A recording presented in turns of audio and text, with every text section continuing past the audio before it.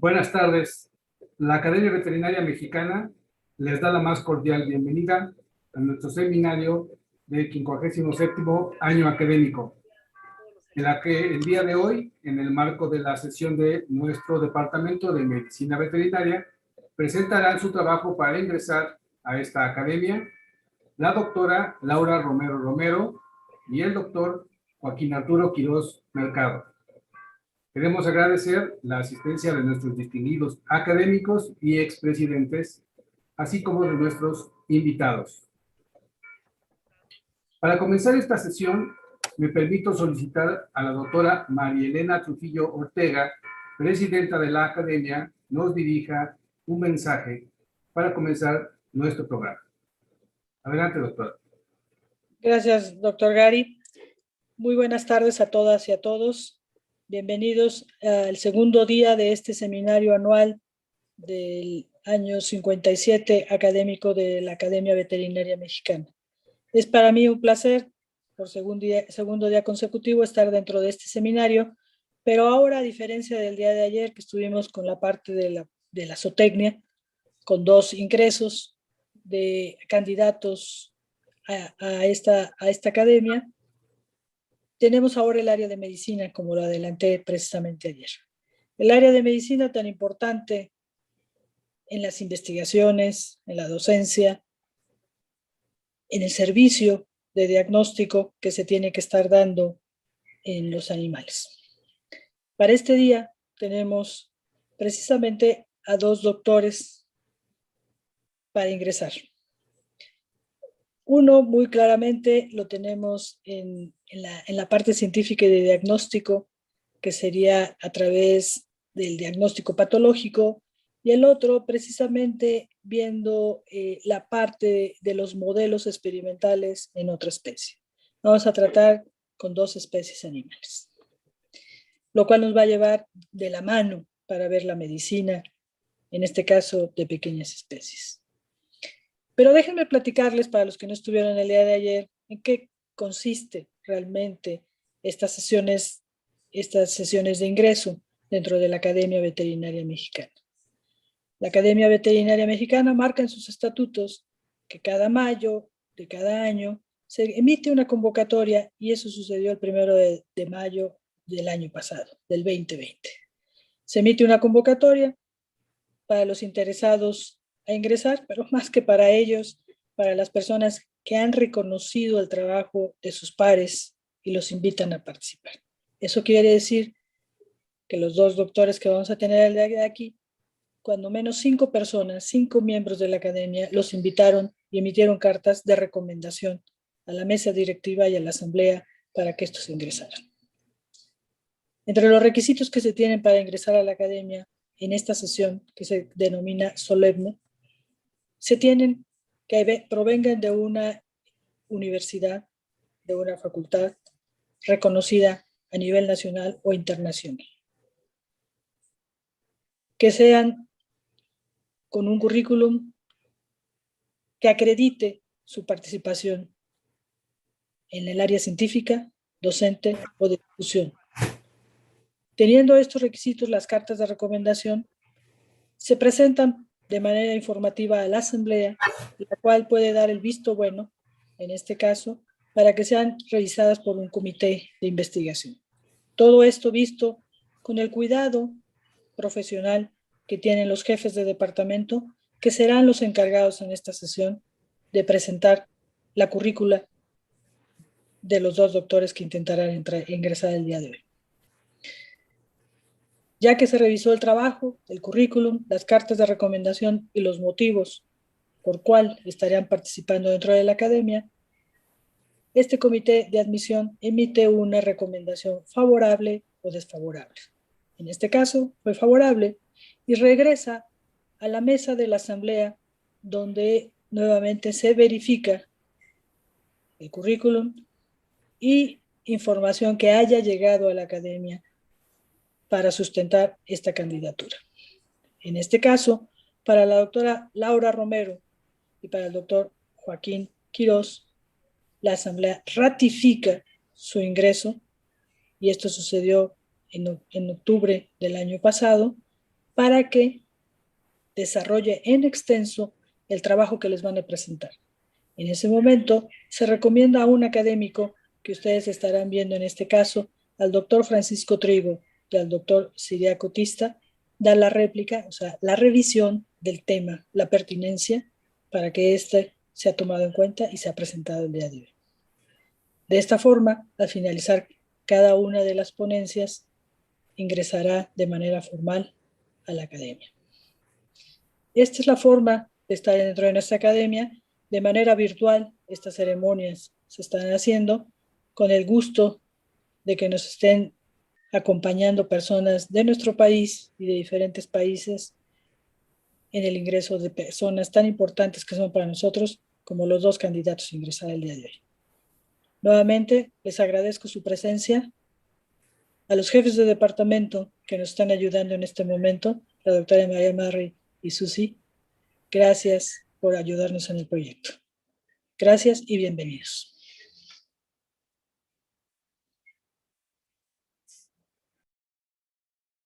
Gracias por sus palabras, doctora Trujillo. La primera presentación será impartida por la doctora Laura Patricia Romero Romero, quien ingresará al Departamento de Ciencias Médicas.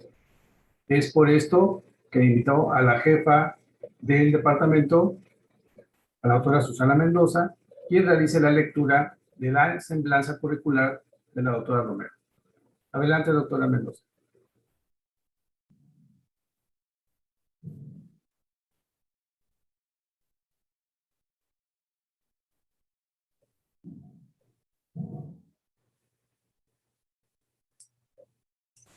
Gracias, buenas tardes. Gracias, doctora María Elena Trujillo, y gracias, doctor Gary García, por esta oportunidad.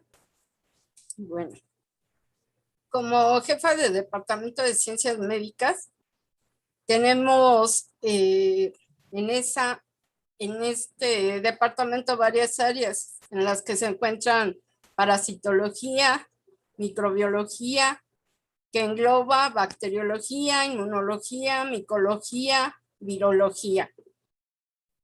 Otra área es la farmacología, otra morfología y patología. La gran importancia de que se abran sitiales en estas áreas, pues es enriquecer justamente el Departamento de Ciencias Médicas. En este caso tengo el honor de presentar el resumen curricular de la doctora Laura Patricia Romero Romero. Entonces, la doctora tiene una formación académica como médico veterinario zootecnista de la Facultad de Medicina Veterinaria de la UNAM. Tiene una residencia en patología comparada, la cual la realizó en el Hospital General de México de la Secretaría de Salud. Tiene una maestría en ciencias en el área de patología veterinaria de la Facultad de Medicina Veterinaria. Tiene un doctorado, Doctor of Philosophy Doctor, en el área de ciencias biomédicas. Esto lo realizó en la Universidad de Guelph, en Canadá. Tiene un diplomado en enseñanza de la medicina veterinaria, también en su facultad, la Facultad de Medicina Veterinaria y Zootecnia, y tiene un máster en oncología molecular. Este lo realizó en el Centro Nacional de Investigaciones Oncológicas y Centro de Estudios Biosanitarios en España. Como líneas de investigación, tiene marcadores tumorales en cáncer de mama en perras, caracterización de leucocitos infiltrantes en tumores mamarios, caracterización de patrones de vainas nerviosas en tumores mamarios de perras, caracterización del linfoma felino y su relación con el virus de la leucemia viral felina. Como experiencia profesional, es profesor titular A de tiempo completo en el Departamento de Patología. Esto es en la Facultad de Medicina Veterinaria y Zootecnia de la UNAM. Es fue jefe del Departamento de Patología en la facultad de enero del 2007 agosto del 2014 y actualmente de marzo del 2016 a la fecha. También fue secretaria de planeación en la misma facultad de agosto del 2014 a marzo del 2016. Algunas actividades profesionales: realiza servicios de diagnóstico en patología en las áreas de citopatología, biopsias y necropsias. Fue socia titular y presidenta del 2018 al 2020 de la Sociedad Mexicana de Patólogos Veterinarios. Bueno, es socia titular.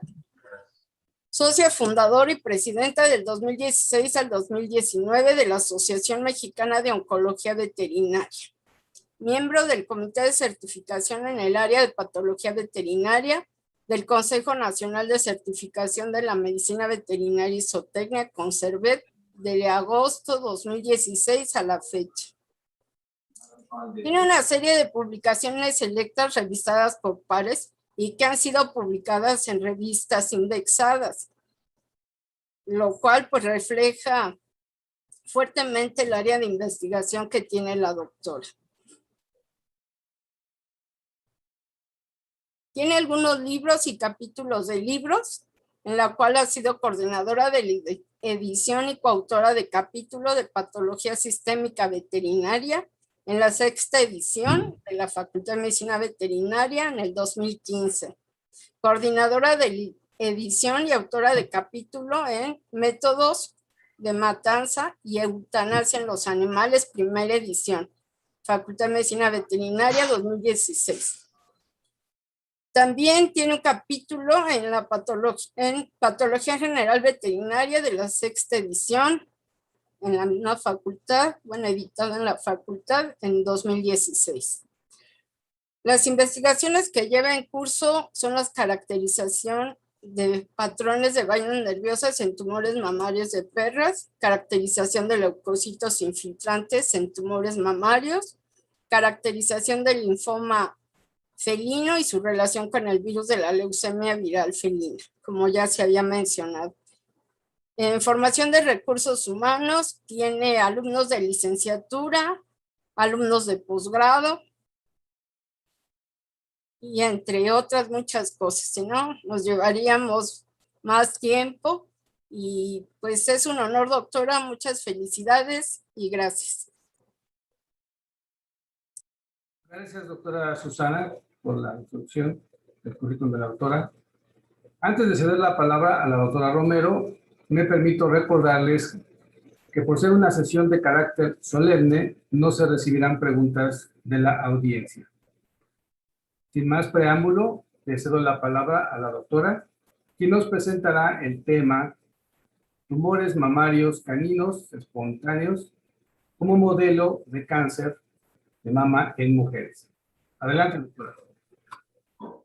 Muchísimas gracias, muchas gracias a todos por estar esta tarde aquí con nosotros. Voy a compartir mi pantalla para poder empezar. Y bueno, como acaba de comentar el doctor Gary, esta tarde les voy a hablar acerca de los tumores mamarios caninos espontáneos y el potencial uso que tienen como modelo de cáncer de mama en mujeres. Y bueno, antes que nada, vamos a hablar un poquito acerca pues, de la importancia que tiene esta enfermedad, tanto en la medicina humana como en la medicina veterinaria. Y como podemos ver en esta gráfica, el cáncer de mama es una de las principales afecciones de salud. A nivel mundial, es el tumor maligno más frecuente en las mujeres, según la Organización Mundial de la Salud. Como podemos ver en esta gráfica, supera por muy poco al cáncer de pulmón, pero bueno, alrededor del 11.7% de los tumores que se presentan en mujeres corresponde a cáncer de mama. Y en México, los datos, pues bueno, nos arrojan datos un poquito diferentes. En las últimas décadas, de hecho, se ha presentado un aumento en el número de casos. Por ejemplo, en el 2019 se presentó en la tasa de incidencia que se había reportado más alta a lo largo de varios años. Y se presentaron más de 35 casos por cada 100,000 mujeres. y esto en mujeres de 20 años o mayores. Y para 2020 se estimaba que habría 16.500 nuevos casos. Sin embargo, como podemos ver también en esta gráfica, el número superó, creo que con creces, el valor estimado. Estos son datos del año pasado y los podemos encontrar en GloboCan. Y bueno, nos podríamos preguntar a qué se asocia este aumento en la incidencia, no solamente en nuestro país, realmente esta mayor incidencia, este tipo de tumores se presenta a nivel global. Y esto, bueno, puede estar asociado a varios factores. Uno de ellos, a que la población de mujeres entre 35 y 54 años de edad, que es el rango de edad en el que se presenta un mayor número de casos de esta enfermedad, pues la población de mujeres en este rango de edad es mayor en la actualidad. Además, yo creo que también tiene que ver con que hay las mujeres somos cada día más conscientes de la revisión de nuestra salud. Y también cada día hay un mayor número de métodos de diagnóstico y más sofisticados para poder diagnosticar esta enfermedad. Entonces, esto hace que sea posible una detección más frecuente de esta enfermedad. Y bueno, lamentablemente no siempre en el mejor estadio para que pueda ser tratada de manera adecuada. Y hay otros factores de riesgo también que están asociados, por supuesto, ¿no? Por ejemplo, algunos factores socioculturales. Cada vez son más las mujeres fumadoras, las mujeres que padecen tabaquismo a una edad más temprana, y esto, como todos sabemos, pues aumenta muchísimo el riesgo para el desarrollo de diferentes tumores, y por supuesto el cáncer de mama no sería la excepción. Y además, los factores ambientales, la contaminación, sabemos que también fue un papel importante en el aumento de riesgo a el desarrollo de ciertos tipos de tumores. Y por supuesto también la predisposición genética juega un papel muy importante en el desarrollo de esta enfermedad.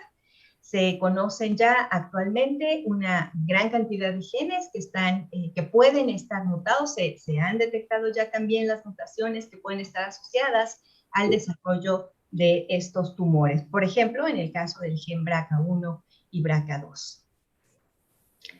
Y bueno, en cuanto a la mortalidad, cada año se presentan alrededor de 458,000 defunciones de mujeres asociadas a cáncer de mama. En México, en el año 2018, son los datos más recientes con los que se cuentan, hubo 44,164 muertes de mujeres asociadas a tumores malignos, y de estos, 7,257, es decir, el 16%, se asociaron a cáncer de mama. Y la mayoría de ellos, el 48%, fueron en mujeres mayores de 59 años de edad. Y también, en este sentido, la tasa de mortalidad de cáncer de mama en nuestro país es de 17.19 defunciones por cada 100 mujeres mayores de 20 años. Entonces, es decir, hay una tasa de mortalidad elevada, aún a pesar de que hay una mayor conciencia, de que puede haber una detección más temprana de esta enfermedad y de que hemos avanzado de forma importante en el desarrollo de tratamientos para el cáncer de mama, pues todavía la mortalidad asociada a esta enfermedad es bastante elevada. Y como pueden ver, esto es a nivel mundial. En esta gráfica mostramos los tipos de tumores más frecuentemente asociados a defunciones, y aquí están en primer lugar tanto el cáncer de próstata como el cáncer de mama en las mujeres. Y bueno, ¿qué pasa con los tumores en los perros?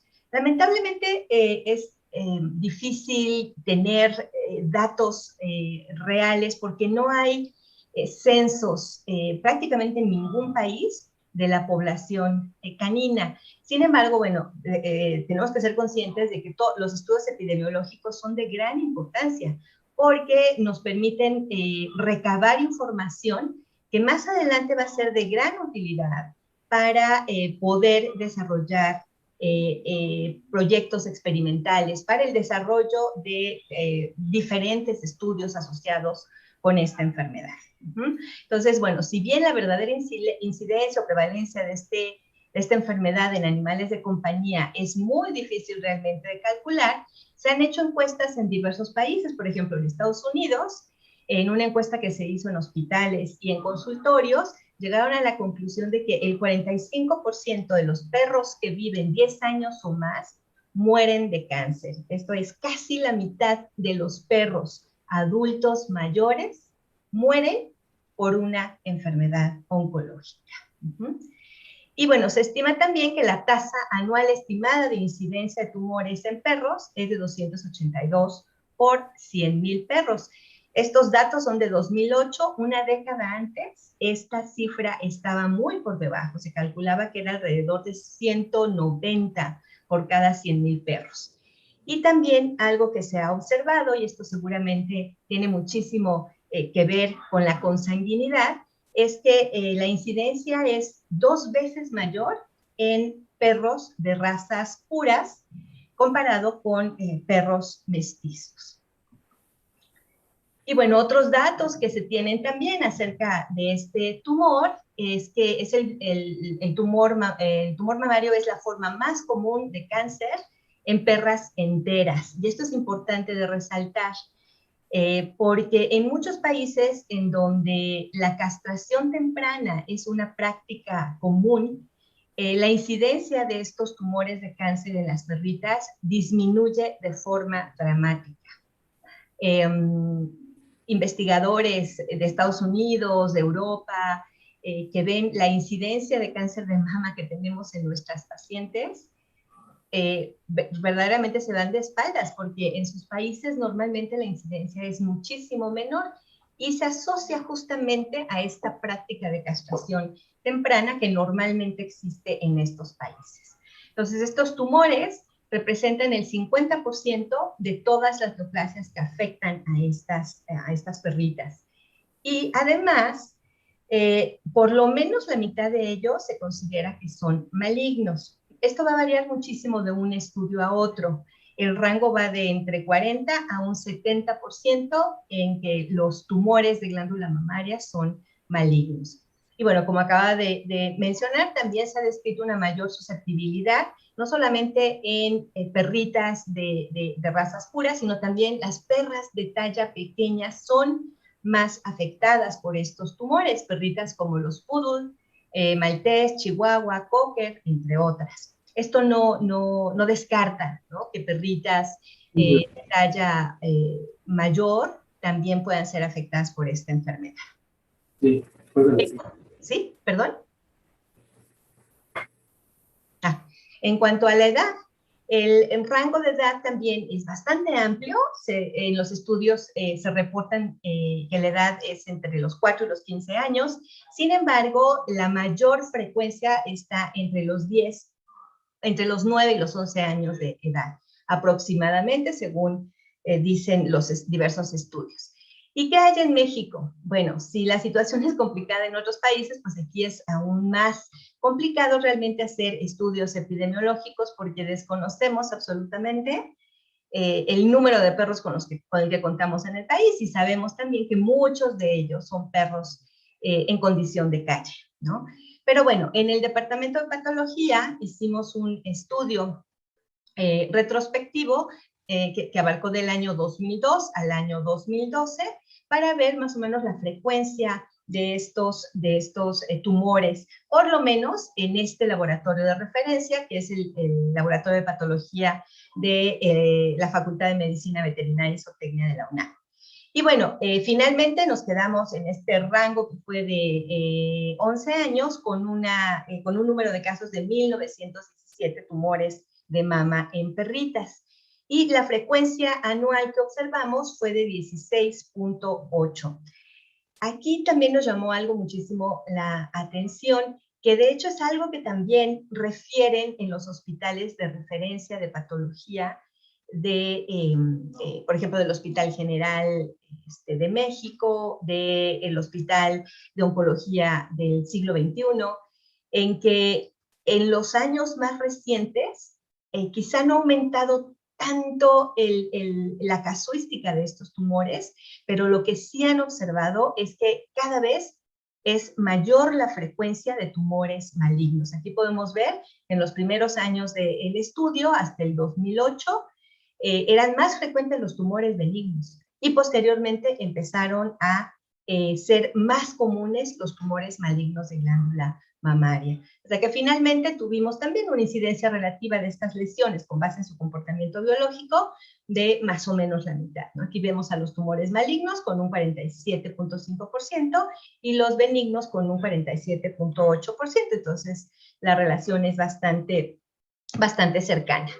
Otra cosa también que observamos, que ya también estaba reportada en otros estudios, fue una mayor incidencia de tumores en perritas de raza pura y principalmente de talla pequeña, nuevamente como las Poodle y las Cocker. Y también en cuanto a la edad, observamos más o menos el mismo rango de edad que se reporta en otros estudios. Aquí vemos que la mayor frecuencia de tumores, tanto benignos como malignos, nuevamente un poquito mayor, la incidencia de tumores malignos fue entre los alrededor de los 10 años de edad. Ahora, regresando un poco a los factores de riesgo, también en este sentido tenemos una coincidencia, ¿no?, entre los factores de riesgo que están relacionados con el desarrollo de esta enfermedad, tanto en las perritas como en la mujer. Y estos factores incluyen, en primer lugar, un historial previo de enfermedad benigna de mama. Esto lamentablemente es observado mucho en la mujer, y sabemos también la importancia que tiene hacer la resección de tumores mamarios en perritas que aparentemente tienen tumores benignos, pero sabemos que pueden sufrir una transformación maligna, por lo que siempre recomendamos la resección completa de estos tumores. Por supuesto, también el historial familiar de enfermedades de mama es súper importante en las mujeres, y uno de los genes que están más asociados con este aumento en la predisposición al desarrollo de estos tumores son los genes BRCA1 y BRCA2. Estos son genes supresores tumorales que se encargan de la reparación del DNA cuando éste sufre un daño. Entonces, cuando hay mutaciones que ya están muy bien determinadas en las humanas, pues hay una mucho mayor probabilidad de que estas mujeres sufran cáncer de mama. Y estos mismos genes se han estudiado también en las perritas. Y se ha visto también que hay coincidencias en las mutaciones en ambas especies. La edad, por supuesto, también es un factor importante. Veíamos tanto en las mujeres como en las perritas que la edad también, las mujeres de una edad más avanzada también tienen una mayor predisposición a desarrollar este tipo de tumores. Y en cuanto a la edad, también se sabe que cuando hay este tipo de mutaciones, cuando hay un historial familiar de enfermedad de mama, esta enfermedad se puede llegar a presentar en mujeres más jóvenes, cada vez a una edad más temprana y de forma más agresiva. Por eso la importancia de hacer un seguimiento de la historia familiar de esta enfermedad. La raza también, ya vimos en las perritas y también en humanos, es un factor predisponente. El historial reproductivo y menstrual, por supuesto, también. Hay estudios en donde se ha demostrado que mujeres que no han con paridad nula tienen una mayor predisposición a desarrollar esta enfermedad. Mujeres que presentan la menstruación a una edad temprana, menor de 12 años de edad, que presentan una menopausia después de los 55 años de edad, también tienen una mayor predisposición al desarrollo de cáncer de mama. Y por supuesto otros factores ambientales también, como la exposición a radiación. En ocasiones pacientes que son tratadas por un tumor, por cáncer en algún otro tejido, a la larga pueden llegar a desarrollar cáncer de mama y, bueno, por supuesto también otros tipos de cáncer. Y por supuesto los factores dietéticos, y como en prácticamente todas las enfermedades, pues la dieta también influye de forma importante en el desarrollo de esta enfermedad. Y bueno, justamente todos estos factores que mencionamos en las mujeres son los mismos a los que están expuestas las perritas, ¿sí? Siendo nuestros animales de compañía más cercanos. Bueno, ahora creo que las gatitas están ganando muchísimo más terreno, pues por supuesto que están expuestas exactamente a los mismos factores a los que estamos expuestas, ¿no? Las mujeres. Por eso también, la importancia de considerarlas como un buen modelo para el estudio de esta enfermedad. Y justamente los factores de edad, bueno, sabemos también que si bien en los machos, en los hombres y en los machos perros se puede presentar también el cáncer de mama, pues hay una, pero muchísimo mayor incidencia en las hembras, ¿no?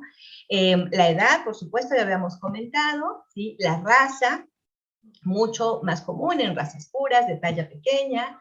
La dieta también es muy importante, el consumo de carbohidratos y de grasas, también hace que haya una mayor predisposición, principalmente para desarrollar obesidad.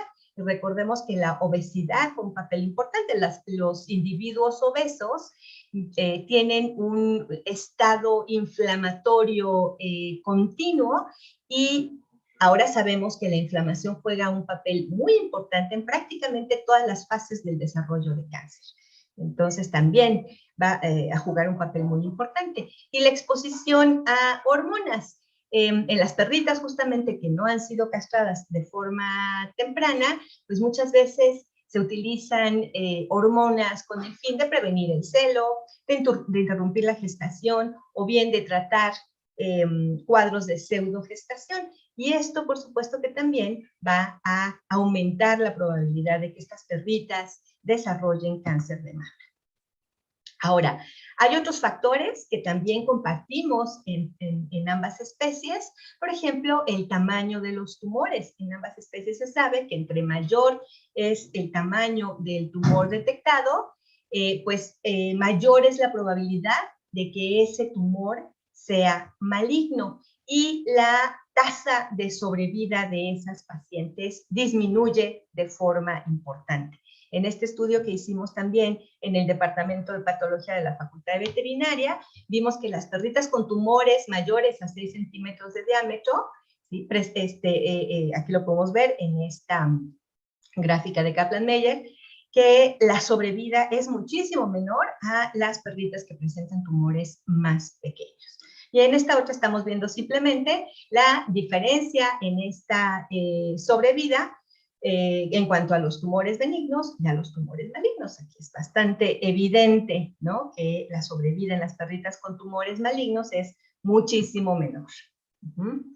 Además, en cuanto a la morfología, también hay coincidencias entre los tumores de glándula mamaria en ambas especies. Si bien, bueno, la anatomía de este tejido es muy diferente en ambas especies, pues bueno, histológicamente hay muchas coincidencias. En las perritas, bueno, hay toda una cadena de glándulas mamarias. Es común que este tumor se desarrolle de forma múltiple, y además suelen ser tumores muy heterogéneos. Quizá esa sí sea una diferencia con el cáncer de mama en la mujer. En las perras suelen ser tumores que pueden tener áreas muy sólidas, otras áreas quísticas. Es común encontrar metaplasia, ya sea cartilaginosa, ósea, fibrosa, grasa, en estos tumores, lo cual no sucede realmente en los tumores de glándula mamaria en la mujer. Y en cuanto a la histología, pues bueno, los sistemas de clasificación realmente son diferentes para ambas especies, aunque el sistema de clasificación que se utiliza actualmente en veterinaria para los tumores de mama de las perritas, pues realmente está basado y obviamente ha sido modificado para poderlo integrar a la medicina veterinaria. Pero bueno, hay muchas similitudes también en el patrón histológico que pueden presentar estos tumores en ambas especies. Y algo importante también son los marcadores moleculares, ¿sí? ¿Por qué son importantes? Bueno, los marcadores moleculares nos ayudan a predecir qué pacientes pueden responder mejor a ciertos tratamientos, y algo también bien importante es que nos permiten predecir el pronóstico que tendrá una paciente. Lamentablemente, en medicina veterinaria todavía no llegamos al punto de hacer siempre esta clasificación molecular de los tumores de mama, porque realmente los tratamientos en general, por lo menos en nuestro medio, quizás esté cambiando un poquito más en otros países, pero en nuestro medio, realmente el tratamiento que van a recibir las pacientes con cáncer de mama no va a ser muy diferente, ¿sí? No hay todavía tratamientos específicos para los diferentes tipos moleculares de cáncer de mama en las perritas. Entonces, en medicina veterinaria esto no se usa de forma rutinaria, pero pues hay mucha evidencia que nos sugiere que estos marcadores podrían ser también útiles en los tumores mamarios caninos. Y en este estudio también hicimos esta clasificación molecular. Y bueno, una de las cosas que notamos es que definitivamente, igual que en medicina humana, no nos sirve para poder identificar estos diferentes tipos moleculares en los tumores benignos, y realmente pues generalmente no se utilizan. Pero en el caso de los tumores malignos, sí vimos que el mayor número de perritas presentaban tumores de tipo luminal, HER2, y también tumores ricos en HER2. Y esto podría abrir la posibilidad de que las perritas también tuvieran acceso a tratamientos específicos, por ejemplo, con Herceptin, que si bien es un medicamento humano que es bastante costoso, yo creo que sería un buen mercado la medicina veterinaria para las farmacéuticas que producen estos fármacos, estos medicamentos para el cáncer. Y bueno, ¿por qué utilizar a las perritas como modelo de cáncer? Pues a lo largo de la historia se han desarrollado siempre muchísimos estudios experimentales, ya sea in vitro, a través de cultivo celular, o bien también en modelos animales con animales de laboratorio, utilizando genotrasplantes o isotrasplantes. Sin embargo, realmente, si bien con estos modelos ha sido posible conocer mucho mejor la biología del cáncer, realmente cuando nos enfocamos al desarrollo de nuevos fármacos para el tratamiento de esta enfermedad, no se ha tenido el mismo éxito. Entonces, pues es necesario pensar en otros modelos para poder desarrollar nuevos y mejores tratamientos para diferentes tipos de cáncer, pero bueno, en este caso hablemos específicamente de el cáncer de mama. ¿Y por qué no es factible realmente traducir la información que obtenemos de estos estudios in vitro o bien de los estudios in vivo en modelos de animales de laboratorio? Porque estamos, en primer lugar, en los estudios in vitro, pues no tenemos toda la complejidad de un organismo, ¿no?, que está desarrollando un tumor. Entonces, nos permite entender muchas cosas, pero realmente no siempre esta enfermedad va a poder ser traducida a lo que está sucediendo en un individuo. Y en el caso de los modelos animales, cuando se hacen estos geno o isotrasplantes, normalmente se utilizan animales que están inmunodeprimidos, justamente para facilitar el desarrollo de los tumores. Y ya sabemos también perfectamente que el sistema inmune juega un papel súper importante en el desarrollo, ¿sí?, del cáncer. Entonces, tener animales que están inmunocomprometidos, pues tampoco nos va a reflejar de manera real lo que está sucediendo en un individuo normal, como sería una perrita que de forma natural y espontánea desarrolló un tumor mamario. Entonces, justamente esta historia natural, además que es, siempre teniendo las perritas su longevidad es muchísimo más corta que la de las mujeres, pues también la historia natural de esta enfermedad es mucho, mucho más rápida, la tasa de mortalidad es bastante alta, y también, pues, esto permite este lifespan mucho más corto, puede permitir una culminación más rápida de ensayos preclínicos. Y esto, bueno, pues nos brindaría información de gran utilidad para posteriormente desarrollar estudios clínicos en humanos. Y justamente, pues es una de las mayores preocupaciones para la industria farmacéutica, ¿sí? Aquí se sabe muy bien que de todos los proyectos que se hacen para el desarrollo de nuevos fármacos oncológicos, solamente alrededor de un 10-15% tienen éxito y salen finalmente al mercado. Y si tomamos en cuenta la cantidad de recursos humanos, recursos económicos y de tiempo que llevan estos estudios, pues realmente es entendible, ¿no? De alguna forma que las farmacéuticas cobren tan caros sus medicamentos. Pero si llegáramos a integrar estos programas de investigación de humanos y de caninos para mejorar el desarrollo de estos fármacos, se podrían reducir de forma importante estos tiempos y los recursos que son utilizados. Se sabe que por lo menos para el desarrollo de un fármaco, para que llegue a una fase clínica, hasta la fase 4, deben pasar entre 13 y 15 años. Si utilizáramos estos modelos caninos, este tiempo se podría reducir de manera considerable. El tiempo de los estudios preclínicos, es decir, de la identificación de los blancos terapéuticos, de todos los estudios preclínicos de toxicidad, seguridad y funcionalidad que deben tener estas nuevas moléculas, pues sería el mismo. Pero ya entrando a la investigación clínica, los tiempos se pueden reducir de manera considerable. Entonces, por eso es importante considerar a estos modelos que de todas formas están desarrollando la enfermedad, ¿sí?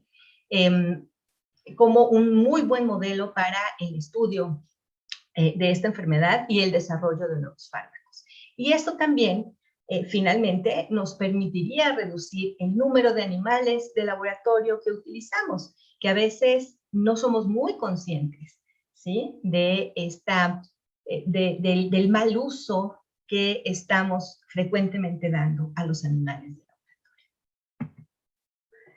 Y bueno, el papel justamente de los animales de compañía, no solamente los perros, también los gatos, ya hay varios estudios también en donde se están utilizando como modelos, en esta lucha para poder, pues si no erradicar, por lo menos tratar de manera más eficiente el cáncer, pues bueno, es múltiple, ¿no?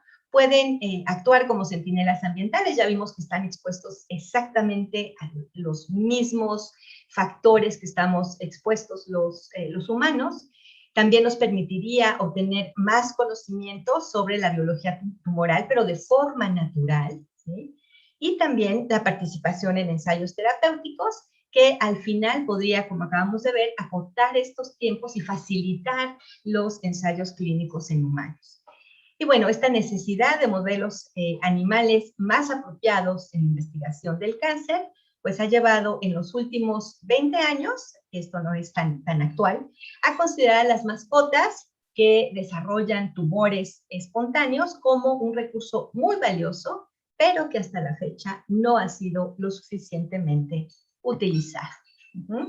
Y bueno, algunas historias exitosas de estos modelos fue, por ejemplo, el desarrollo de esta mifamurtida, y con este nombre rarísimo que es un inmunoestimulante, que se utiliza actualmente para el tratamiento de cáncer de hueso en adultos jóvenes, que lamentablemente pues es en quienes se presenta más esta enfermedad, pero este fármaco fue estudiado, fue desarrollado inicialmente en perros con osteosarcoma. También en el caso de los inhibidores de la tirosina sinasa, que estos medicamentos son muy utilizados para el tratamiento principalmente de los mastocitomas en los perritos, aunque se utiliza también en otros tumores, y también ya en la actualidad es utilizado en medicina humana en diferentes modelos, en diferentes enfermedades se ha empezado a utilizar, y en la actualidad está siendo de gran utilidad en el tratamiento de esclerosis múltiple, ¿sí? En este caso, no de una enfermedad neoplásica, pero bueno, de una enfermedad que pues es una enfermedad muy seria y muy triste en humanos. Y bueno, estos resultados de la integración de los pacientes con estos tumores mamarios caninos, tanto en ensayos clínicos como en ensayos preclínicos, podrían marcar este camino para el diseño de ensayos clínicos ya para desarrollarse en humanos. Y el uso de estos modelos translacionales nos permitiría reducir todas estas altísimas tasas de fracaso que se presentan actualmente en el desarrollo de fármacos, ¿no? Como decíamos, entre el 85 y el 94% de los fármacos que se empiezan a desarrollar nunca llegan a ver la luz, ¿sí? En el tratamiento de estas enfermedades. Entonces, la adopción exitosa de estos modelos en investigación en cáncer no solamente podría mejorar nuestra comprensión a nivel molecular y a nivel biológico de esta enfermedad, sino que también nos podría ayudar a mejorar la investigación preclínica y al final el tratamiento de pacientes, no solamente pacientes humanos, ¿no? que quizá en algún contexto podría considerarse como el blanco final, el objetivo final, sino también para el tratamiento de nuestras pacientes veterinarias. Y ya para concluir, los animales de compañía con cáncer espontáneo brindan una excelente oportunidad para investigar muchísimos aspectos del cáncer, ¿sí? Desde la etiología, la biología, hasta el tratamiento de esta enfermedad. Y quizá también es una de las mayores oportunidades que se nos presentan como médicos veterinarios, ¿sí? Más allá de la atención primaria de las necesidades de nuestros pacientes, que es fundamental, ¿sí? También el papel que jugamos como médicos veterinarios en el avance y la comprensión de la biología, la prevención y el tratamiento del cáncer desde el punto de vista de la oncología comparada. Y bueno, nada más para terminar, pues agradezco muchísimo todas las colaboraciones en las que tengo el honor de participar, tanto con investigadores del Instituto de Investigaciones Biomédicas, de la Unidad de Investigación Preclínica de la Facultad de Química, compañeros de la Facultad de Medicina, de la FES Zaragoza y también de la Unidad de Desarrollo de Investigación en Bioprocesos del Politécnico Nacional. Y pues muchísimas gracias por su atención.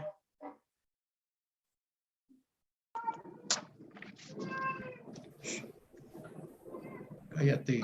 Qué interesante tema, doctora Romero. Ahora, la intervención del académico emérito, doctor Francisco Trigo Travera, quien realizará la réplica del trabajo de ingreso. Lo escuchamos con atención, doctor. Adelante. Cómo no, muchas gracias. Doctora María Elena Trujillo, presidenta de la Academia Veterinaria Mexicana. Doctor Gary García, secretario. Doctora Susana Mendoza, jefa del Departamento de Ciencias Médicas. Desde luego, doctora Laura Romero, candidata a ingresar a esta academia.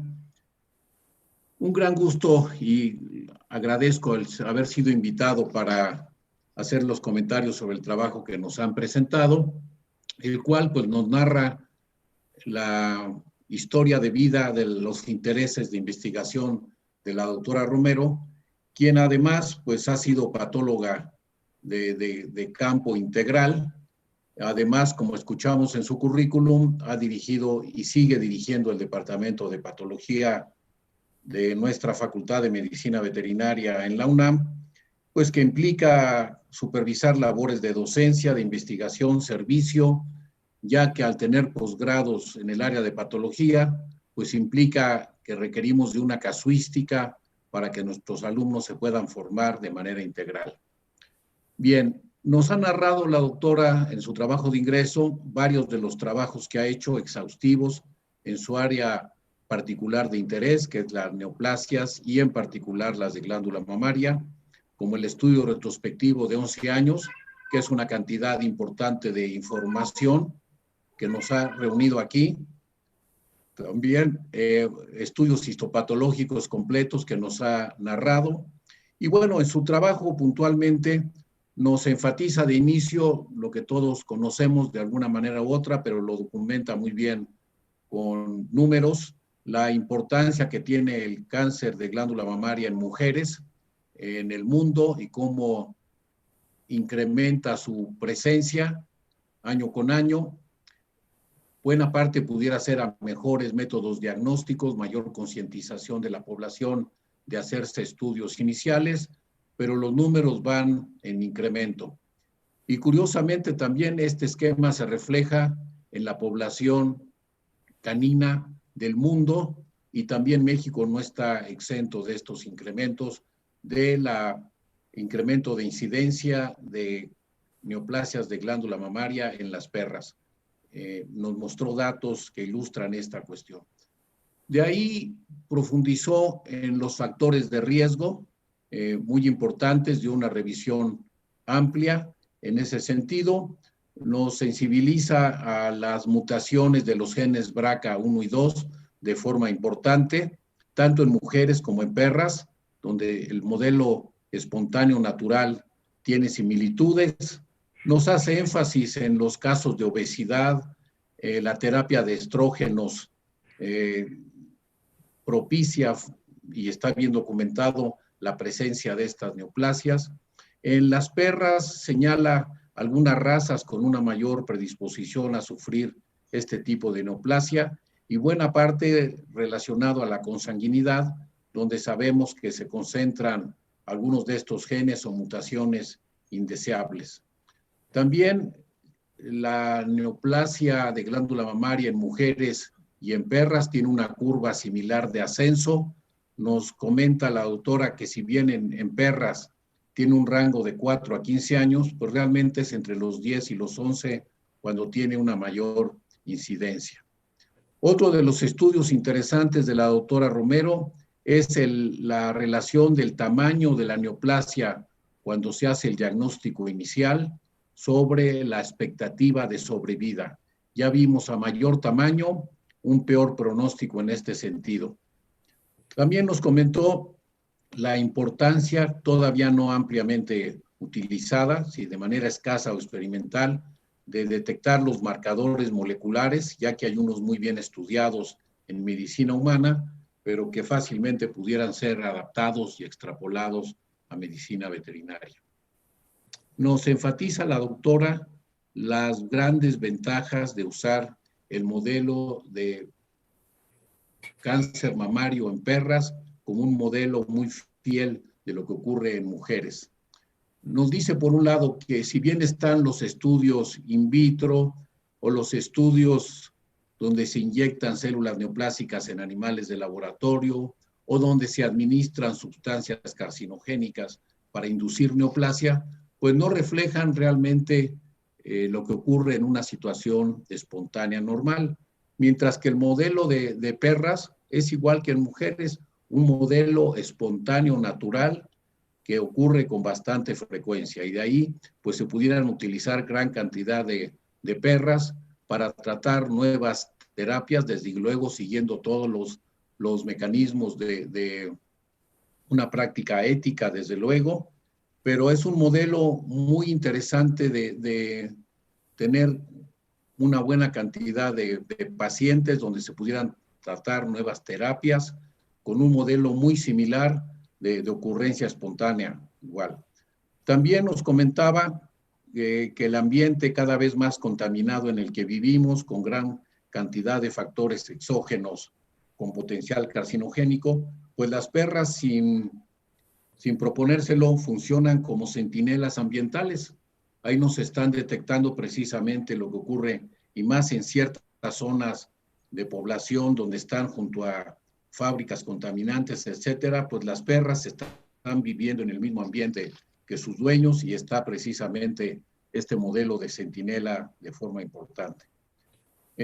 También nos comenta que ya en cuestiones de desarrollo de nuevas terapias, el estudio de nuevas sustancias, pues simplemente al usar el modelo en perras, se acorta a la mitad que en humanos. Entonces, un modelo pues muy interesante a ser explorado y utilizado con más intensidad en el que se ha hecho. Así que, pues la doctora Romero nos ha dado un recorrido en buena parte de sus intereses de investigación, las aportaciones que ha hecho. Nos comenta también, sigue interesada en este campo desde luego, estudia actualmente los patrones de distribución de las células neoplásicas mamarias a través de las vainas nerviosas, un campo no muy estudiado. Siempre pensamos que la metástasis ocurre en vía hemática o linfática o transcelómica, pero sin embargo, a través de las vainas nerviosas es un nuevo campo en el que ella está enfocando sus intereses. También estudia los leucocitos infiltrantes en tumores mamarios. Sigue revisando el linfoma felino y su relación con el virus del mismo nombre. Y también la razón, la proporción entre neutrófilos y linfocitos como pronóstico clínico en perras con neoplasia de glándula mamaria. Así que pues una carrera muy interesada, muy dedicada a la patología y enfocada a un problema pues de gran trascendencia como es esta neoplasia de glándula mamaria en mujeres y desde luego también en perras. Así que pues un gran gusto haber escuchado esta excelente plática muy bien documentada, y auguramos que el ingreso de la doctora Laura Romero a la Academia Veterinaria Mexicana pues va a contribuir al crecimiento y enriquecimiento de nuestra corporación, y esperamos muchas contribuciones futuras de ella en los próximos años. Así que muy bienvenida a esta Academia Veterinaria Mexicana, doctora Laura Romero, con quien he tenido una vida profesional compartida pues ya de varias décadas, así que un gran gusto poder estar aquí el día de hoy. Muchas felicidades y gracias por su atención. Muchas gracias, doctor Trigo. A continuación realizaré la lectura del diploma que acredita la doctora Romero como académica numeraria de esta academia, quedando pendiente la condecoración de la venera. En la pantalla tenemos aquí el diploma que dice Academia Veterinaria Mexicana, Civil. Ha decidido nombrar académica numeraria a la doctora Laura Patricia Romero Romero, quien cumple con los requisitos estatutarios establecidos por la asociación y le otorga el presente diploma Ciudad de México, 29 de abril del 2021.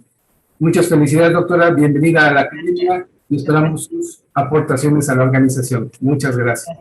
Gracias. Muy bien. A continuación, permito continuar con el programa. Pediré a la doctora María Masri, académica titular, perteneciente al Departamento de Clínicas, que nos dé la lectura del resumen curricular del doctor Joaquín Arturo Quirós Mercado. Adelante, doctora Masri, tiene el micrófono.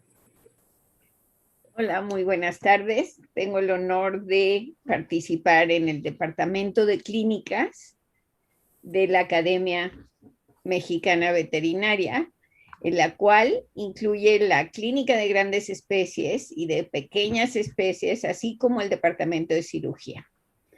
Tengo el honor de presentar al doctor Joaquín Arturo Quirós Mercado, que es el académico que va a presentar un estudio del efecto de la inhibición funcional de la nucleolina transmembranal en un modelo de neovascularización corneal experimental. El doctor Joaquín Arturo Quirós Mercado es egresado de la UAM, ¿sí? La Universidad Autónoma del Estado de México, en 2003.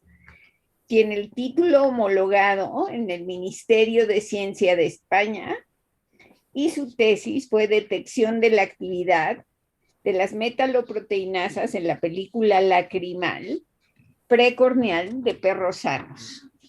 Su formación académica incluye la especialización en Medicina Veterinaria y Zootecnia de nuestra Facultad de Medicina Veterinaria y Zootecnia de la Universidad Nacional Autónoma de México, además de la maestría en Medicina Veterinaria y Zootecnia con residencia en Oftalmología Veterinaria en el Hospital Veterinario de Especialidades de la Universidad Nacional Autónoma de México. Él es doctor en Ciencias de la Producción y Salud Animal en Oftalmología en la Fundación Conde de Valencia, aprobado, como en todo, con mención honorífica. El estudio que llevó a cabo fue del efecto de la inhibición funcional de la nucleolina transmembranal en un modelo de neovascularización corneal experimental.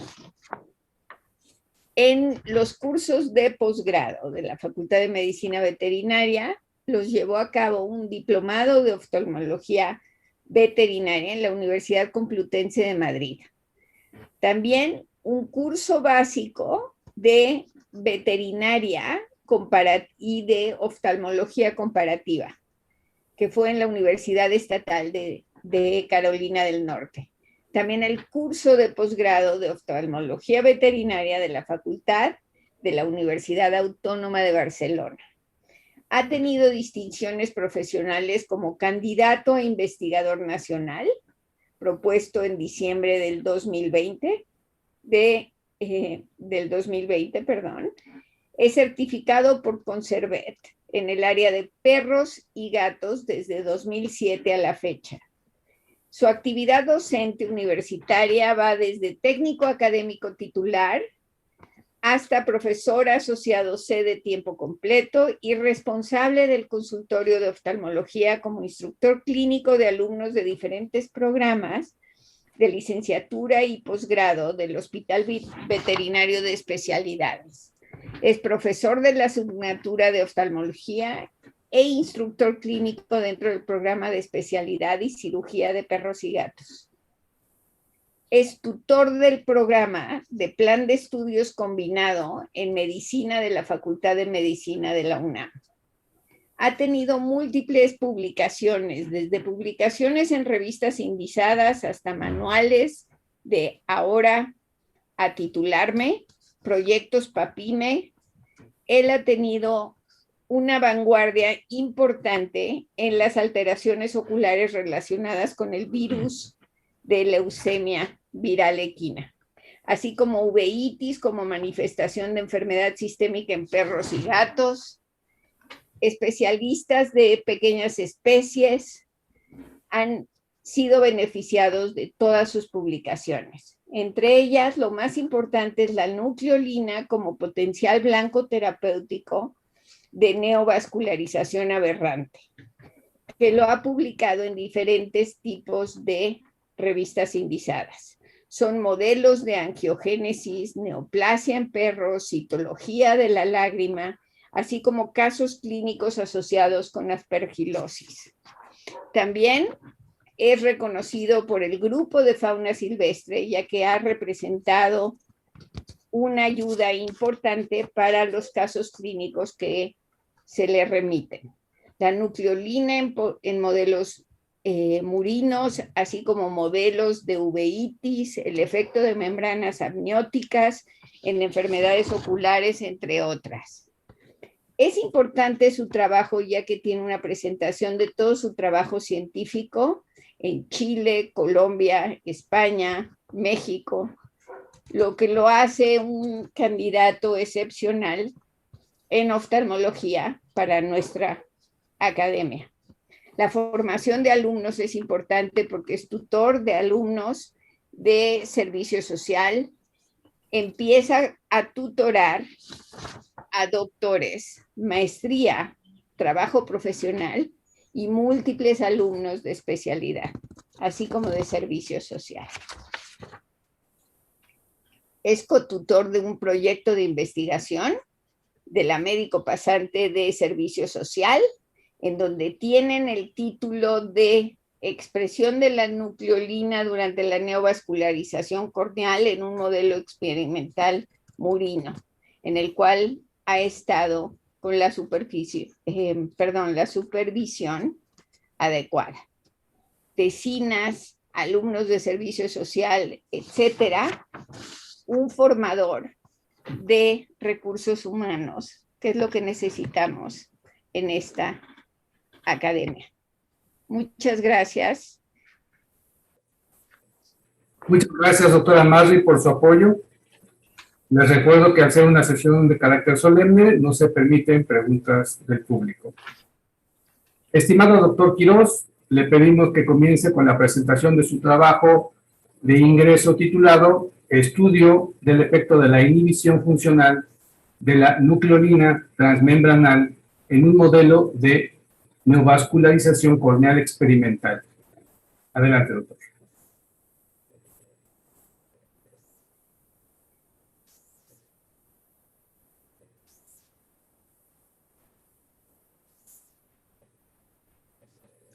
Muy bien, buenas tardes. Muchísimas gracias por su presencia. También, desde luego, agradezco a los miembros de la academia que han permitido tener ahora este espacio en esta sesión. Es un honor. Y bueno, voy a hablar acerca de un tema que tiene que ver con el estudio del globo ocular y de manera específica con la neovascularización de la córnea. Para iniciar, vamos a mencionar que la córnea constituye la porción anterior de la túnica fibrosa del ojo y se caracteriza principalmente por la transparencia del tejido, como se puede observar en esta fotografía de un ojo de ratón. Esta transparencia del tejido en realidad se debe a algunas particularidades que tiene también, como por ejemplo el ordenamiento de sus células, la disposición de sus fibras de colágeno, por ejemplo en el estroma, en donde también hay una baja densidad celular. La ausencia de pigmento también contribuye a la transparencia. Y algo muy importante es la carencia de vasos sanguíneos, lo cual se denomina privilegio angiogénico. Esta condición en realidad se debe a una constante expresión de moléculas que pueden promover ese desarrollo de vasos sanguíneos, y dentro de estas tenemos a la más estudiada, que es el factor de crecimiento endotelial vascular, aunque también existen otras. Por otro lado, también de manera simultánea, constantemente se están produciendo moléculas que impiden que finalmente se desarrollen esos vasos sanguíneos en el tejido de la córnea. Y aquí tenemos, por ejemplo, a la endostatina, angiostatina, trombospondinas y, de forma interesante, algunos receptores del...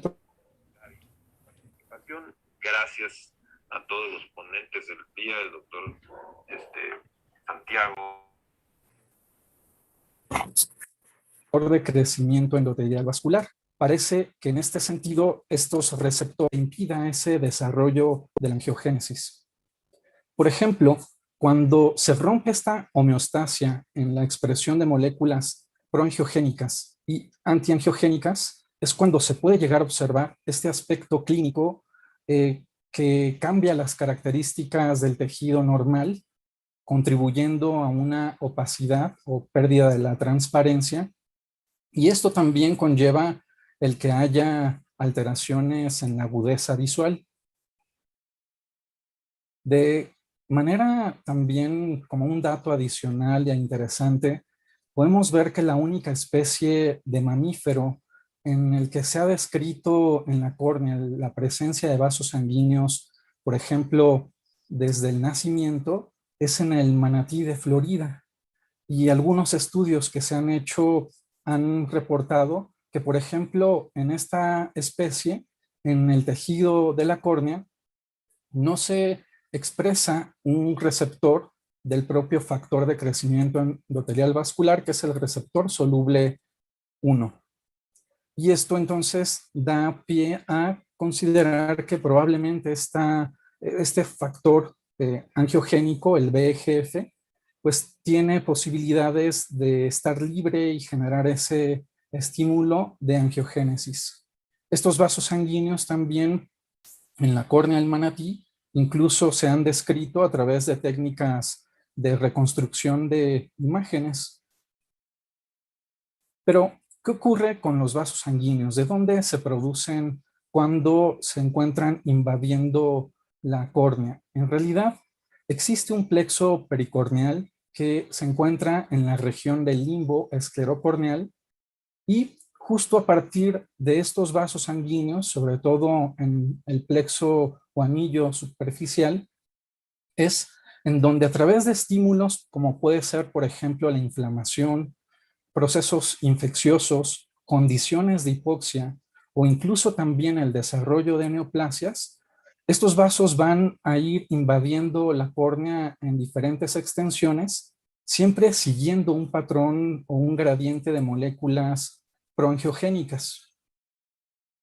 Estos vasos sanguíneos en realidad pueden tener un beneficio, por ejemplo, el ser esenciales en la reparación de lesiones en la córnea, por ejemplo, cuando se presentan úlceras, como lo podemos observar en esta imagen.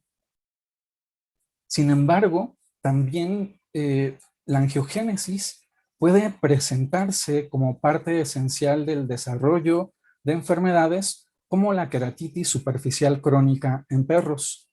En fases iniciales en esta enfermedad, que parece tener un componente autoinmune, se van desarrollando estos vasos sanguíneos, como se puede apreciar en esta imagen, y conforme avanza la enfermedad, puede facilitar la filtración de células inflamatorias, por ejemplo, también la presencia de edema en el tejido, formación de tejido de granulación, pigmentación, y todo esto, desde luego, alterar las características, teniendo como riesgo también afectar la visión en estos animales, sobre todo porque esta enfermedad es una enfermedad que se presenta de forma bilateral.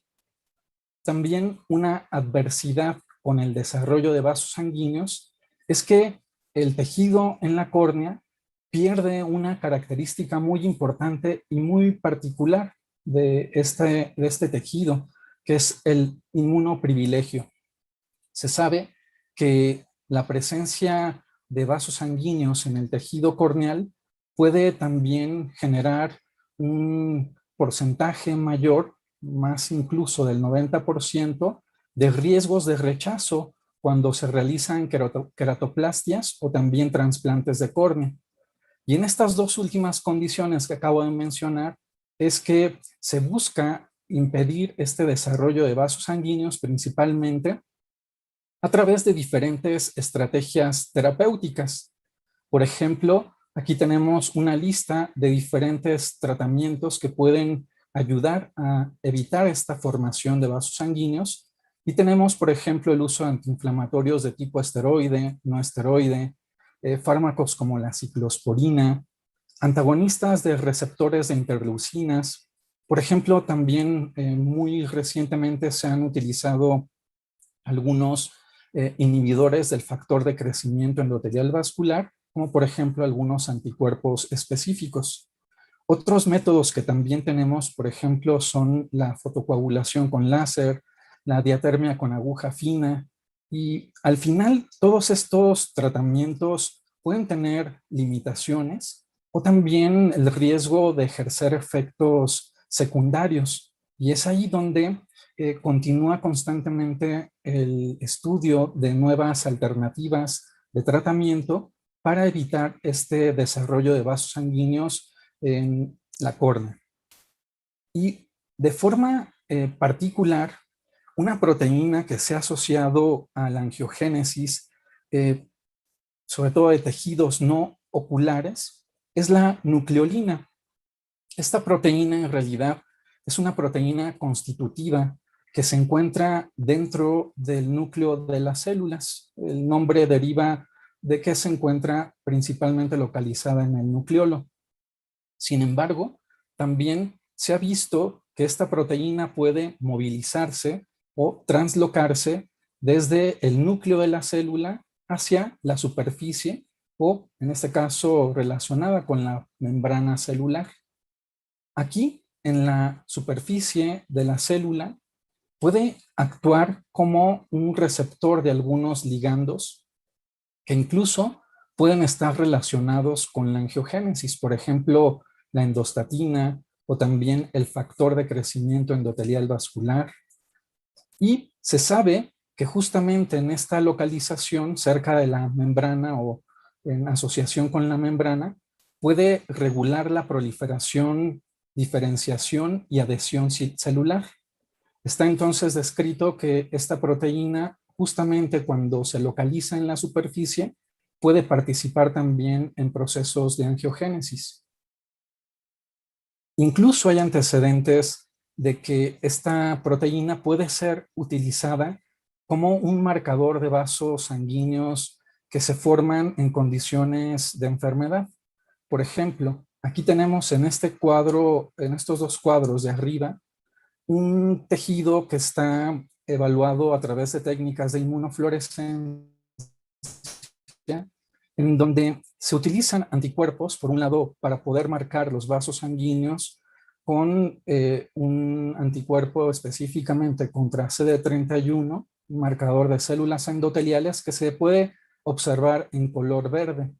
Y también se tiene un marcaje en color rojo contra la nucleolina, de tal manera que de forma diferenciada podemos comparar con los cuadros que se encuentran aquí abajo, cómo en estos vasos sanguíneos no se tiene ese marcaje de color rojo correspondiente a la nucleolina, ya que en este caso son vasos que se encuentran de forma normal en el tejido cutáneo.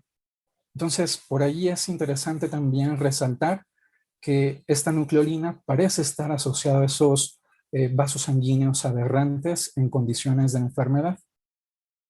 De hecho, también es interesante porque existen algunos estudios que ahora, incluso con relación al tema que comentaba la doctora Romero, es interesante ver cómo al implantar algunas líneas celulares de carcinomas de glándula mamaria, si se emplea algún tipo de anticuerpo o molécula, como un pseudopéptido también, para poder inhibir la angiogénesis a través del bloqueo de la nucleolina, también se puede inhibir el desarrollo de estos tumores en el caso de ratones.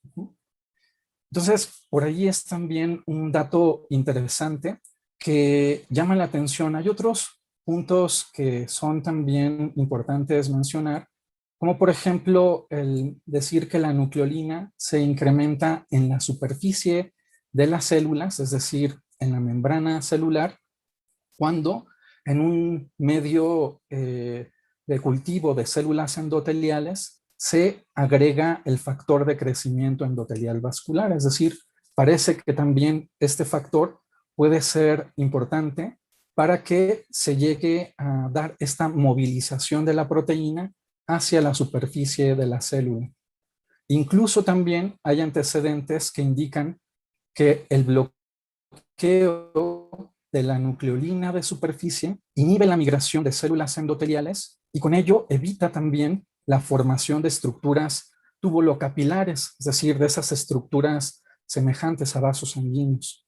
Esto es muy interesante y aquí podemos ver en esta imagen cómo en esos cultivos celulares, cuando se tienen esas células endoteliales cultivadas con un medio convencional, sobre todo el marcaje de esta proteína puede notarse más relacionado con el núcleo de la célula, pero cuando se anexa en ese medio de cultivo el factor de crecimiento endotelial vascular, esta proteína se va hacia la superficie, se encuentra principalmente fuera del núcleo de las células. De tal forma que con base en estos antecedentes y sabiendo que es una proteína asociada a esta angiogénesis, la pregunta general del estudio fue: ¿qué pasa con el tejido corneal cuando se desarrollan estos vasos sanguíneos inducidos, desde luego, a través de alguna técnica? Y en ese sentido se planteó la siguiente hipótesis: las células de la córnea expresan la nucleolina de superficie durante la angiogénesis del tejido, ¿no? Durante la formación de esos vasos sanguíneos en la córnea. Para poder entonces tratar de ver qué ocurre con esta proteína en el tejido corneal, lo primero que se hizo fue también, a través de técnicas de inmunofluorescencia, es ver cómo se ubica el marcaje empleando un anticuerpo policlonal contra la nucleolina en el tejido de la córnea. Aquí podemos ver, en este caso, a la córnea con una tinción convencional, y vemos también, para poder ubicar cada una de las capas del tejido, cómo es que se marcó este marcaje de nucleolina, cómo es que se comportó en el tejido, y podemos ver que sobre todo hay un marcaje en el epitelio anterior de la córnea. Debo de señalar, es un tejido que constantemente está proliferando, está en renovación, y por ahí también nos llamó la atención que se vio este marcaje sobre todo en las células de la capa basal del epitelio. Y como se puede observar también, gracias a esta sobreposición de los marcajes, vemos que esta nucleolina se confina principalmente al núcleo de las células, sobre todo, ya digo, en el epitelio. Por ahí algunas células del estroma también pueden tener, sobre todo también en el núcleo. No así se vio en el endotelio corneal, que es esta capa más interna. Pero también se quiso ver ya un poco más a detalle cómo es que se daba ese marcaje en las células. Y en la línea de figuras que se encuentra en la parte inferior, podemos ver, por ejemplo, cómo se empleó un marcaje en nucleolina y se pudo también valorar a través de un marcador del nucleolo, en este caso hablamos de fibrilarina. Se puede observar cómo ambas proteínas colocalizan en el núcleo, aparentemente en el nucleolo o los nucleolos de la célula. Entonces, por ahí es interesante empezar con esta primera descripción en el tejido sano, en el tejido de la córnea sana. Posteriormente, se decidió valorar un modelo de angiogénesis en el tejido corneal, y finalmente se pudo conseguir, a través de la colocación de puntos de sutura en el estroma, puntos de sutura de nylon en el estroma de la córnea, se pudo inducir esa formación de vasos sanguíneos de una manera clara, y también a través de un modelo de programas en computadora, como el Pixcavator, por ejemplo, se pudo determinar el área de desarrollo de vasos sanguíneos en este modelo, siguiendo también el mismo desarrollo a través de los días, pudiendo observar que el pico máximo de desarrollo de vasos sanguíneos, como se puede observar también en esta imagen, es al día 7. Ya teniendo este modelo estandarizado de angiogénesis, se caracterizó también el tipo de vascularización, pudiendo emplear una tinción, como la podemos observar, una tinción tricrómica de Mason, en donde claramente podemos distinguir esa formación de vasos sanguíneos sin tener tampoco un infiltrado excesivo de células inflamatorias que incluso fueran infiltradas después de un daño también severo. Entonces se conserva bien el tejido y podemos ver estos vasos sanguíneos, los cuales también se pudieron caracterizar a través de técnicas de inmunohistoquímica, empleando un marcador de células endoteliales como el CD31, Y podemos ver que también a través de técnicas de inmunofluorescencia se pudieron distinguir estos vasos sanguíneos en el tejido corneal. Entonces, ya que tenemos, por un lado, nuestro modelo de inducción de angiogénesis, quisimos, por otro lado, ver qué pasa con el marcaje de esta proteína cuando empleamos también técnicas de inmunofluorescencia, y por ahí podemos también ver el estudio comparativo con estas imágenes representativas, en donde en la línea superior podemos observar la córnea también con el marcaje paranucleolina en una condición sana. Aquí podemos ver que principalmente esta nucleolina se encuentra también confinada al núcleo de las células, principalmente esa capa basal, pero en el caso del tejido corneal, cuando ya se puede inducir la angiogénesis, vemos que existe una diferencia en esta localización de la proteína, principalmente observándola fuera del núcleo.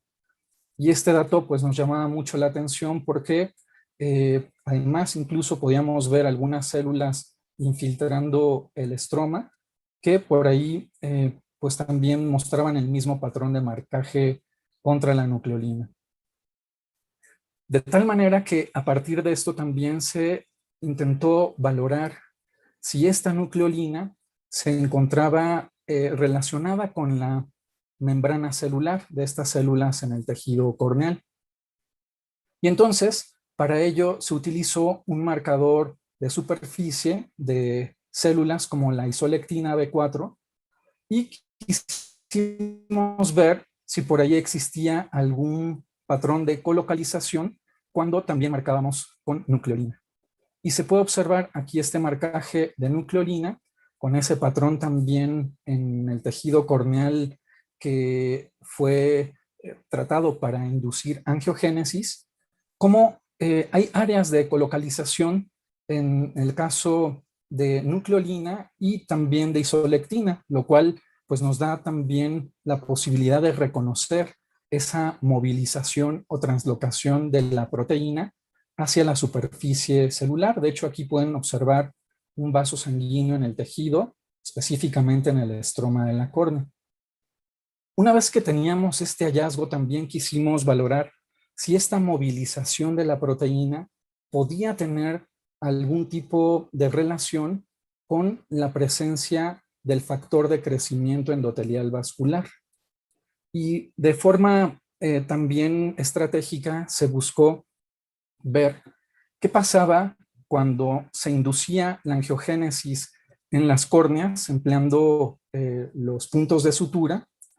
Y entonces, por un lado, teníamos un grupo de ratones que eran tratados tópicamente con este anticuerpo específico contra el factor de crecimiento endotelial vascular. Este tratamiento se dio, por ejemplo, durante 7 días y como control se empleó también el anticuerpo anti-VEGF, pero desnaturalizado.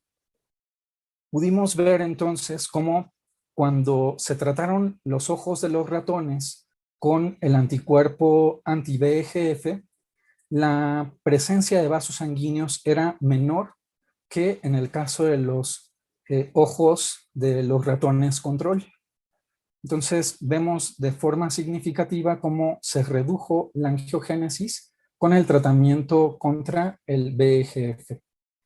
De tal forma que también incluso se pudo caracterizar en este mismo modelo si había, desde luego, también una clara evidencia cuando se revisaban los tejidos también teñidos con la tinción tricrómica de Mason.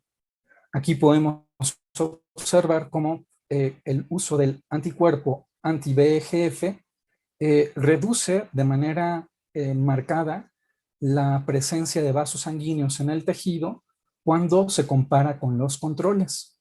Entonces, esto también dio la pauta para saber o buscar averiguar qué ocurría con el marcaje de nucleolina cuando inhibíamos la angiogénesis, también bloqueando al factor de crecimiento endotelial vascular. Y lo que se pudo observar de forma interesante es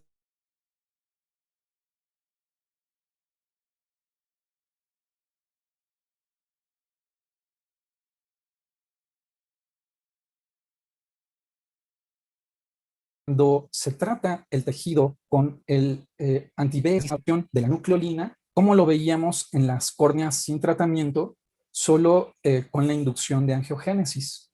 Mientras que con el uso del anticuerpo contra el factor de crecimiento endotelial vascular, se observó cómo se confinaba o se veía ese marcaje principalmente en el núcleo de las células, como en el caso de una córnea sana. Entonces, por ahí también fue un hallazgo interesante el poder ver que de alguna manera puede existir una influencia del factor de crecimiento endotelial vascular para la movilización o translocación de la nucleolina hacia la superficie celular. A través de algunas técnicas, por ejemplo, de Western blot y empleando también un anticuerpo contra nucleolina, se pudo observar que en este caso en el carril donde se inducía la angiogénesis en córneas, la nucleolina se veía incrementada de manera importante respecto a las córneas sin inducción de angiogénesis, es decir, las córneas sanas.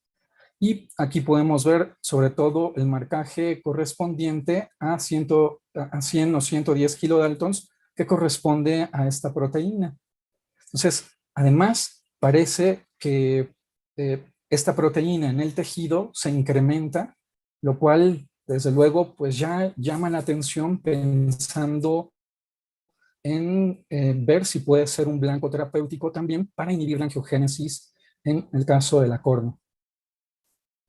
Con base en estos hallazgos, hasta el momento se pudo identificar primero que la nucleolina de superficie puede considerarse como un marcador específico de vasos que se producen durante la angiogénesis en la córnea.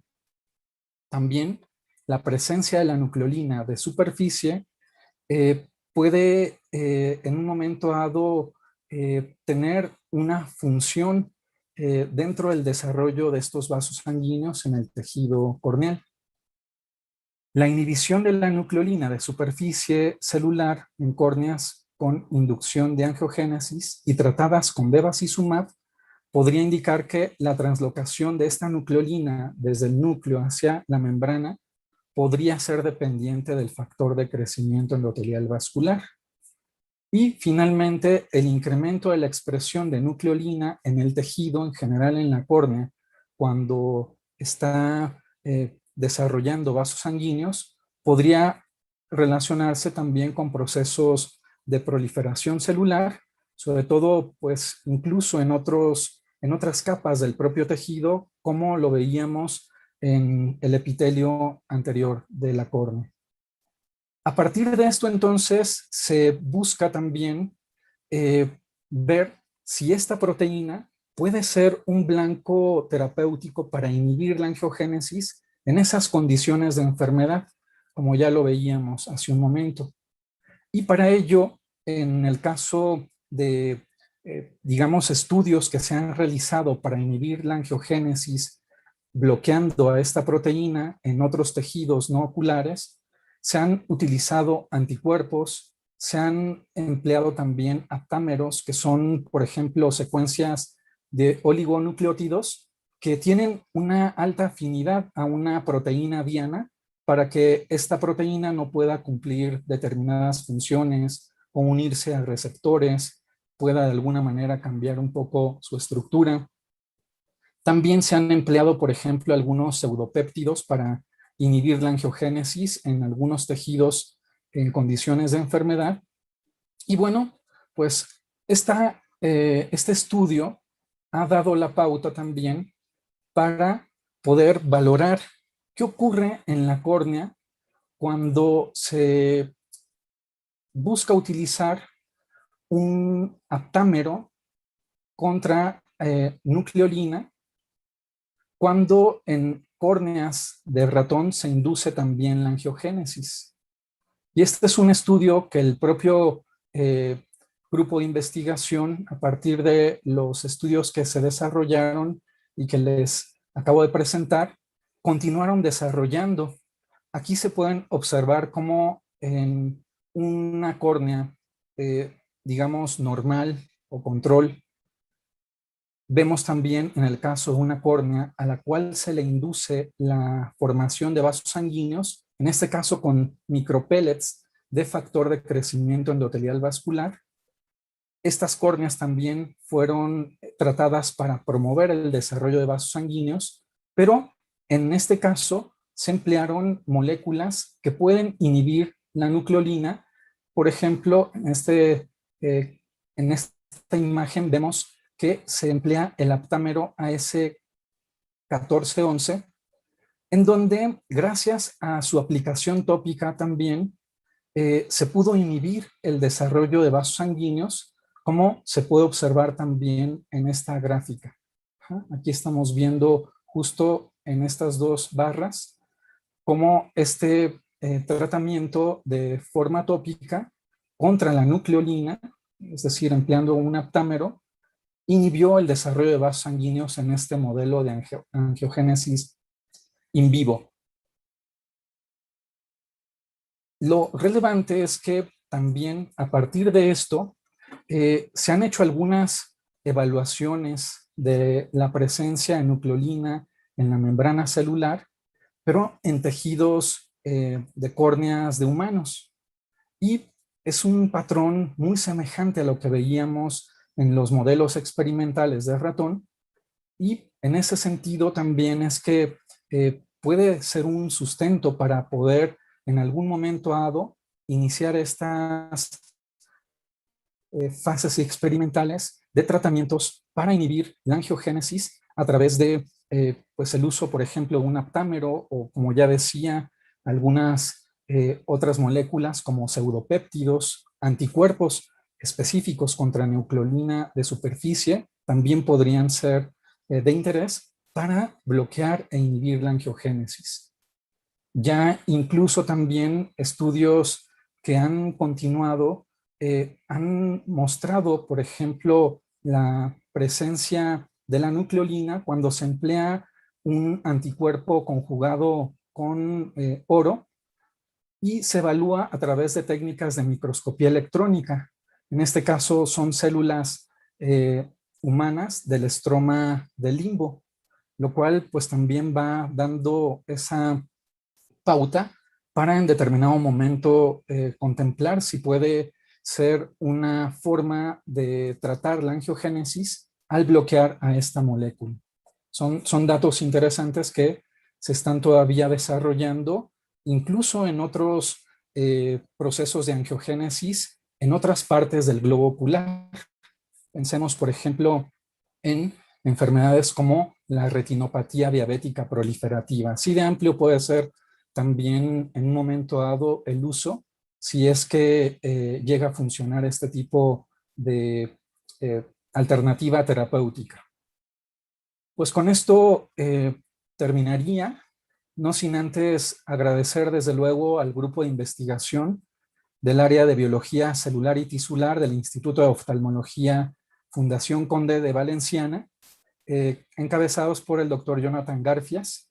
Y bueno, también agradezco a mis maestros. Muchísimas gracias por su atención y muchas gracias por permitirme estar ahora con ustedes.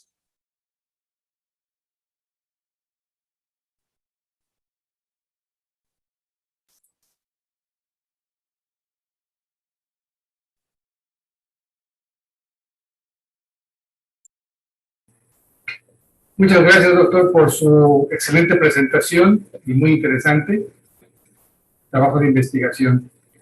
Solicito amablemente la intervención del académico emérito, doctor José Pedro Sillacotista Olmos, quien realizará la réplica de este trabajo.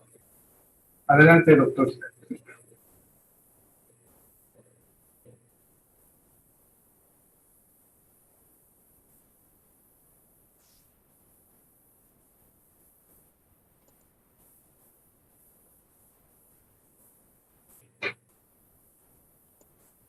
Ya, ahora sí ya parece que entró. Estaba bloqueado el audio. Buenas tardes. Con su venia, señora presidenta, doctora María Elena Trujillo Ortega, y miembros de la mesa directiva de nuestra Academia Veterinaria Mexicana. En virtud de ser honrado para llevar a cabo la réplica al trabajo de ingreso del doctor Joaquín Arturo Quirós Mercado, he considerado algunas cuestiones y lo siguiente. El trabajo presentado es muy amplio, interesante, muy completo. Ocupa 66 cuartillas con 52 referencias bibliográficas actualizadas y revisadas. Por tanto, solo citaré algunos puntos importantes por cuestión de tiempo. El presente trabajo discute una investigación muy profunda e importante, experimental, como hemos visto. Trabajo muy completo desde su protocolo bien elaborado, iniciando con una hipótesis muy definida, desde luego, un desarrollo ampliamente investigado con las referencias correctas y obtención de los resultados y conclusiones que hemos visto. Trabajo versa sobre el área clínica oftalmológica, una de las ramas médicas más importantes, tanto de la medicina para humanos como para la medicina veterinaria, ya que refiere a los órganos de visión, uno de los sentidos más importantes y evolucionados que poseen los organismos vivos, desde el plancton, organismos unicelulares de 2 a 20 micras y primeros en la evolución y conformación de órganos de visión fotosensible, hasta los más desarrollados en algunos aspectos de algunas aves predadoras y otras de hábitos nocturnos. El experimento en cuestión conforma investigación sobre una estructura importante del globo ocular que es la córnea, primer plano anatómico del globo ocular que conforma el sistema dióptrico. La córnea, estructura transparente y avascular, sufre de varias condiciones patológicas, como ya estuvimos observando, como son la inflamación, la infección, hipoxia y un número de traumatismos que alteran su balance fisiológico. Con frecuencia generan la neovascularización. Prácticamente siempre se genera la neovascularización mediante moléculas proangiogénicas y antiangiogénicas, que dan consecuencia a la pérdida de transparencia, como hemos visto, en diversos grados, incluso pérdida total de la visión, la maurosis. Por tanto, el trabajo del doctor Joaquín Arturo Quirós, ya descrito, consideró una hipótesis de cómo las células residentes de la córnea expresan la nucleolina de superficie durante la angiogénesis y, por tanto, se buscó si las células de la córnea y células endoteliales de neovasos inducidos de forma experimental expresarán la nucleolina de superficie e identificarán la presencia de nucleolina asociada a la superficie celular durante la angiogénesis corneal. Aspecto muy importante, como hemos visto. De esta manera, los aspectos estudiados consideran valorar a las células de la córnea y las células endoteliales de neovasos inducidos de forma experimental y que expresaron la nucleolina de superficie. Por tanto, se buscó determinar la presencia e incremento de la nucleolina en la superficie de células endoteliales de los ratones estudiados cuando se adiciona el factor de crecimiento endotelial vascular. Se observó la localización celular y se identificaron los cambios en la localización tisular y celular con la neovascularización. Otros objetivos importantes también fueron ya descritos por el doctor Joaquín durante la presentación. No tenemos por qué decir porque es una excelente presentación. El material y el método de trabajo fue desarrollado de forma importante bajo la norma oficial mexicana, específica para uso de animales de laboratorio empleando ratones de 2 cepas. sin signos de enfermedad ocular, obviamente, obteniendo las córneas bajo microscopio estereoscópico para su evaluación histológica y mediante inmunofluorescencia Western blot, como lo mencionó el doctor. Luego de la aplicación de la eutanasia en los ratones mediante la administración de dióxido de carbono, que fue lo que se utilizó para la eutanasia, fue realizada la queratectomía de espesor completo, fijando las córneas en histoquimia durante toda la noche. Las muestras se incluyeron en parafina y se consideró todo un proceso para llegar a las minillas, portaobjetos y su tinción correspondiente. Los resultados obtenidos por el doctor Joaquín mediante la inmunofluorescencia de manera general nos fueron descritos, obviamente, por cuestión de tiempo, no todos, porque fue un estudio verdaderamente asombroso e importantísimo. Sin embargo, en el trabajo escrito presentado, se muestran cada uno de los cortes histológicos, identificando la presencia de la nucleolina en córneas de ratones sanos, tanto en cortes de tejidos congelados a 20 grados como en cortes incluidos en parafina.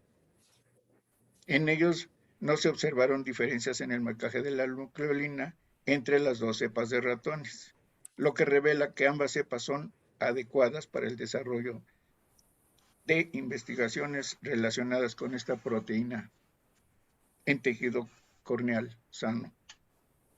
No fue identificada alguna diferencia en el marcaje de la nucleolina entre los dos cortes de córnea congelados y los cortes incluidos en parafina. Sin embargo, esta última metodología permitió conservar en mejor forma la integridad del estroma al evaluarse histológicamente con la tinción de hematocilina y eosina. La presentación del trabajo de investigación del doctor Joaquín, como hemos visto, muestra su gran capacidad, sus conocimientos muy amplios en el área oftalmológica, lo que permite un avance importante para el desarrollo académico y de investigación dentro de la oftalmología clínica, veterinaria y en conjunto con la oftalmología humana, ya que hay muchos programas en donde están o estamos incluidos médicos veterinarios y médicos cirujanos para humanos. Lo que todo ello me permite considerar a nuestro ponente como un excelente colega y digno representante de nuestra Academia Veterinaria Mexicana y nos siga permitiendo sus importantes trabajos e investigaciones para bien de nuestra profesión. Con su venia, señora presidenta, y presentes al seminario, muchas gracias. Agradecemos al doctor su intervención. Muchas gracias. A continuación, daremos lectura al diploma. Perfecto.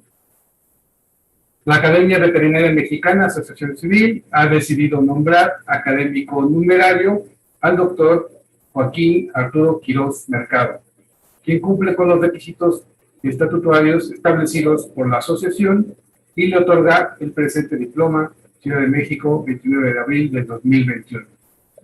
Muchas felicidades, doctor. Bienvenido a la Academia y esperamos con ansias sus futuras contribuciones a esta organización. Con esto damos por terminado nuestro seminario del día de hoy.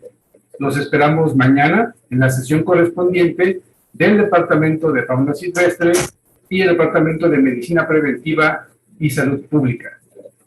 La constancia de asistencia se enviará una semana después de terminado este evento. En la página web y las redes sociales nos pueden seguir a la Academia Veterinaria Mexicana, donde encontrarán más información. Gracias por su asistencia, que tengan todos buenas noches.